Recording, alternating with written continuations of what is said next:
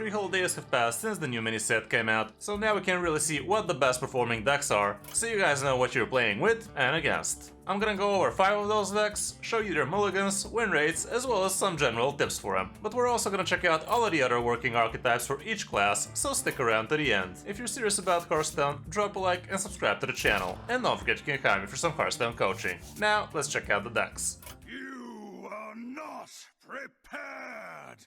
To no one's surprise, the first deck on the list is gonna be Control Warrior, and the new cards really took it over the top. Mainly the new Sanitize card. This card is literally screaming Armor Warrior right now, and it's basically solving all of the class's problems, which usually were gaining armor while actually removing the board after you've played Odin. But this is also generally an amazing removal tool, so you don't fall back on the board before you can actually play your Odin. It's a forge card, so it's also helping you your Ignis, and it basically takes up the spot of your 5-mana Brawl, which in today's standards definitely is a little bit lacking because it's not super consistent. Other than that, the deck is basically the same as before, but we're also running the new Yogg-Saron, which you're gonna be seeing in plenty of classes honestly. Yogg-Saron gets discounted super easily, so it's usually a no-brainer for most decks to get fit in, because it can provide you some very good removal, it's also basically a mini Sylvanas, and it can also fill your hand with a ton of gas, if all else fails. We also have Finley in here, which helps you get to your important cards a lot faster, namely your Odin, and another great way for you to get to your Odin would be through your Chorus Riff. And Chorus Riff is super good at pulling you Odin, because you don't really have that many minions in the deck. You have like only one Finley, a couple of Stoneskin Armorers,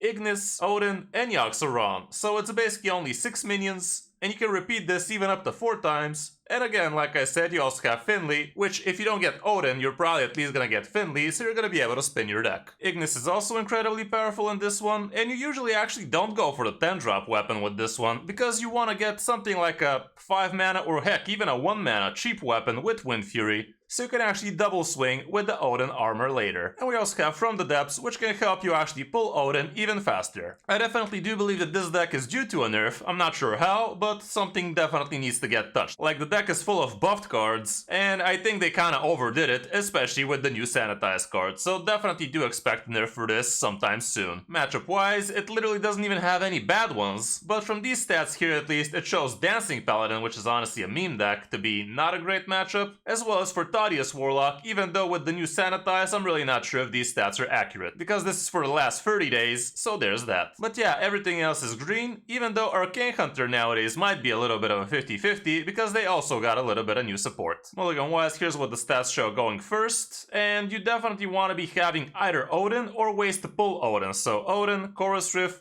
heck, even Sir Finley is an amazing thing to be keeping. The weapon is also pretty high on the keep list, and depending on the matchup, things like Bellowing Flame are gonna be good, Shield Block is not bad, and yeah, basically depending on the matchup, you're gonna want to keep different things. From the Depths, it's also a pretty good way to actually high roll quick, so it's also something I would consider keeping. And when going second, here's what the stats show again, and here Bladestorm becomes a lot more keepable, so you don't fall behind on the board too much, especially against something like, let's say, Mechrog. This could be insanely good, because they can try to stealth a very tall target and actually not have any small ones aside, so this can be a very good way to clean. Weapons still great, From the Depths, Bellowing Flame, Finley, and I still believe Chorus Riff is a keepable card. Like, kinda feels weird being, like, literally quite the opposite of what this used to be, but yeah, I would also keep Chorus Riff, that's for sure. For other good warrior decks, I've also heard Enrage Warrior is actually getting some new support with the new 2-drop minion, so you could try that one, even though here's what the stats show for it, and right now it's barely above 50, but yeah, it is running the new minions, so maybe it's not as amazing as people think.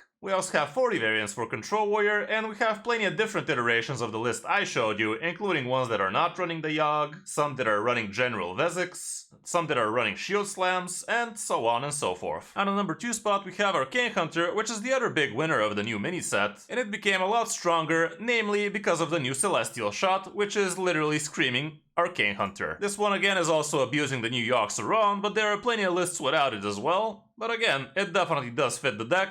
It can be cheap removal, cheap hand fill, and also a way to steal a minion. What we cut out of this deck is actually the 5 damage Kraken, which does feel a little bit bad, but still the Celestial Shot does fit in a lot better, and the Kraken sometimes you can't even load it up after if you go into the mid game and you're lacking your cards, so there's that as well. But yeah, Celestial Shot is great because you can amplify things like your Eversong Portal, it's amazing on Ricochet Shot, it's great on your Star Power, and the cool thing about it is you don't even need to play at the same turn. Like, you play this on turn 3, and on turn 4 you can just play your Eversong Portal and suddenly you have 12/12 rushers, and that can be insanely powerful. But it also can go face, so it's a very good spell, and yeah, it's definitely making the deck a lot better. The rest of the deck is basically the same, and we are also running the Wandering Monster, so you can prevent warriors from attacking your face easily. But yeah, you can check out my deck guide about it, so you can see really how you can play with and against it. Matchup wise, we also have a lot of stats for this one too, and like I said, it's actually decent against control warriors. And it literally doesn't even have any bad matchups right now according to the stats, so it's insanely strong. As for the mulligan, here's what the stats show again. Going first, Costumed Singer is always gonna be great, same for Halderon. Conjured Arrow is not something I usually keep, but Eversong Portal you might actually keep if you also have your 3-mana new spell Celestial Shot. Wandering Monster is not really something I like keeping too much, but I can definitely see myself keeping Hidden Meaning, especially if I don't have my Costumed Singer. Titan Force Traps is also pretty nice.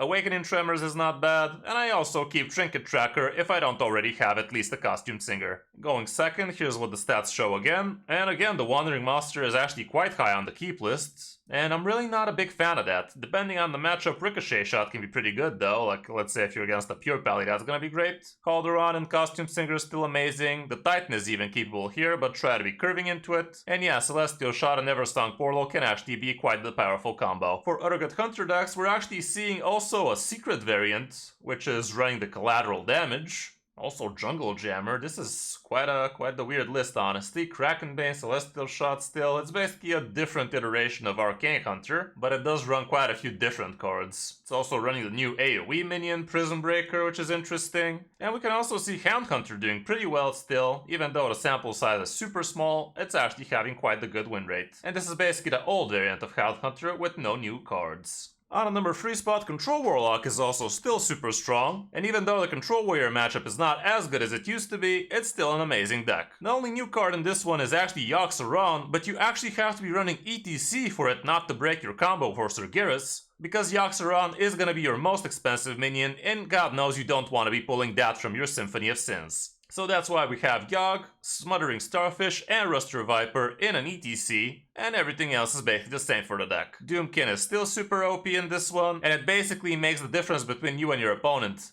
a total of 2 mana, so it's huge. Gigafin is an extremely powerful swing turn, Sergeris is strong as ever, Ignis can also give you some OP weapons obviously, and the Symphony is super broken too. With this deck you actually have plenty of different ways of winning, where you can either tempo out a ton of stats with your imposing Anubisats and your locations, or you can tempo out with Gigafin, or you can just pull out quick Sergeris action. One thing I don't like about this deck is actually it's not running the 7 mana Darkon, which I really believe is an amazing minion in this one because you can also use Reverberation on it, and suddenly that's 12 damage to the face, which is also healing you for a ton. So honestly, I would prefer a list which is running indeed the Darkon, but I guess that's what they cut for the ETC in here, which, I don't know, maybe at least slap in Darkon in the ETC, like, it's a very good minion, but this is what the stats show at least. Personally, I would maybe even consider just removing 1 Drain Soul for the Drakon, but yeah, for each their own. Matchup-wise, here's what the stats show right now, and it's not very populated, but apparently Control Priest is on the negative, especially if you actually allow the Control Priest to copy your own Sergeris. So when you actually play against Priest, you kinda wanna be destroying your own Sergeris as soon as you can, so that they can't actually copy it, but it's kinda tricky doing that, so there's that. Control Warrior is shown as a very good matchup for you here, even though it's not super one-sided. And yeah, Arcane Hunter is gonna be a 50-50, even though I feel like Arcane Hunter maybe takes the edge over you, but still, pretty good deck to be climbing with. Mulligan-wise, here's what the stats show here, and Symphony is still amazing, Location, depending on the matchup defile can be great, Armor Vendor is not bad on 1, Doomkin can also be great if you're curving into it, your Anubisat is amazing when you already have the location especially, but even if you don't, you're probably keeping this. Torguide on turn 1 is also not bad, and Akani is also not the worst thing in the world to keep. And when going second, you actually can keep a lot more removal here, like Mortal Eradication. Drain Soul might be a consideration for you as well. The Thornveil Tentacle can also be good on 2. Watcher of the Sun is not bad, and the rest is kind of the same. You're definitely not holding onto your Surgeras though, like you'd much rather pull it out of your Symphony of Sins instead. For other good Warlock list, we also have Thaddeus Warlock doing fine, and we also actually have the Darkon list without the ETC plus Yogg, so maybe just stick with this one honestly. Like, this one does have a new card, like only one, but still it's something. But as you can see, even the stats are a little bit lower, as well as the sample size, so this is probably the better choice for you anyway. And the only difference here is ETC for Darkon, so yeah, definitely would recommend that one if you ask me. Curse Warlock is still also doing quite fine, sitting at 56, and it's also running obviously Sargeras and whatnot, so those are the main driving force for the class right now. But sadly, Imp Warlock is actually not amazing right now, so there's that. But we actually can't even see Fatigue Warlock anymore, so I guess it's not as amazing as people thought it was. On number 4 spot, I wouldn't say this is a best performing deck right now, but it's definitely a new deck from the mini set, so it is worth knowing about it. Like,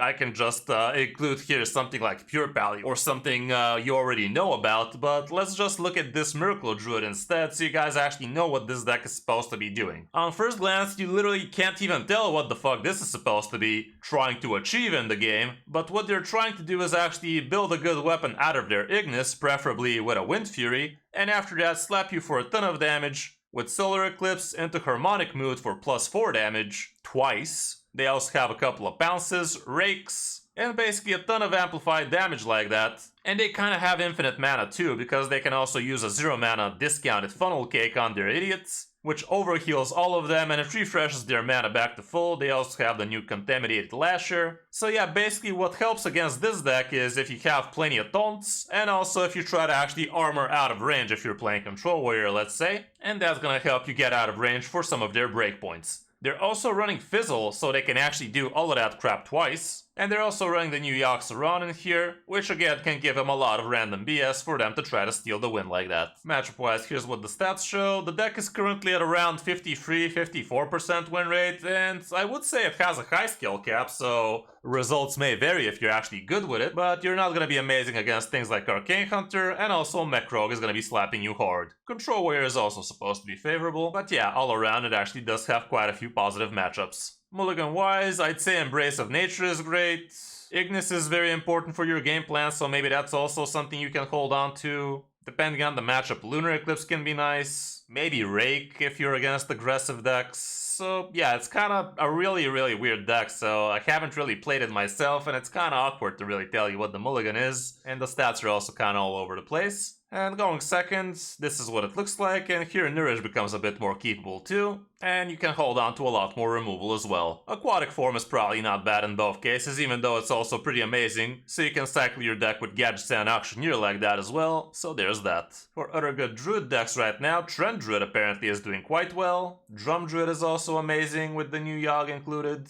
And they're also running the new Aerosoul, what? And they're also running the new Aerosolizer. Aerosoilizer? I don't even... Aerosoil... What? Aerosoilizer. I don't know, man. That thing. But yeah, it's still Drum Druid, basically. Moonbeam Druid is also playable. And that's about it for Druid right now. And on the last spot, again, this is a new deck, so again, it's not really super top tier, but it's definitely worth knowing about it. And this is the new Miracle Dendril Rogue. Miracle Dendril Rogue basically plays out like a Miracle Rogue in its most part with the Concoction package, and it does have the locations, but it also has a lot of ways to actually get extra Dendrils. As well as you can also Shadow Step your Roxarong a couple of times, as well as from Breakdance, so you can basically start spamming 10 mana random spells, but it's a clownfest honestly. It's a casino style deck and you start throwing random crap and hope it sticks something. I really dislike decks like this, but it's still worth knowing about this one, so there's that. You're also running Queen Ashara for some extra gas, Krabatoh is pretty nice single card, Putricide is in here for a lot of concoctions and whatnot, but yeah, all around, you get the picture. Matchup wise, we don't have that much stats, but Control Warrior and Arcane Hunter are gonna be slapping you hard, so there's that. For the mulligan, here's what the stats show going first, and location is gonna be nice, Concoctor ain't bad. I'd say Ghoulish Alchemist is not a bad keep as well, honestly. Potion Belt pretty good. And maybe even Potion Master Putricide, depending on the matchup. And when going second, here's what the stats show. Again, Ghoulish is nice, Potion Belt, Queen Ashara might be worth keeping here because you do have the coins, so you might be able to do a turn 4 Queen Ashara into a turn 5 Big Colossal. Concoctor, pretty nice. Chaotic Dendril, I don't think it's something you actually want to be keeping on turn 1, but it's also something to play, so there's that. Location, pretty nice. And again, depending on the matchup, Putricide might also be a consideration. If you gotta be real about it, Mech Rogue is performing a lot better than this. But with Mech Rogue we don't really have any new cards right now, so there's that. Secret Rogue is also dead on 50% right now, and that's about it for the Rogue class right now. For the classes we didn't mention, starting off with Death Knight, right now there's a new Mech Frost Death Knight out there which is looking kind of interesting. But it still doesn't have that much stats, and I haven't even faced it myself, so there's that. Unholy Death Knight is still doing crazy good.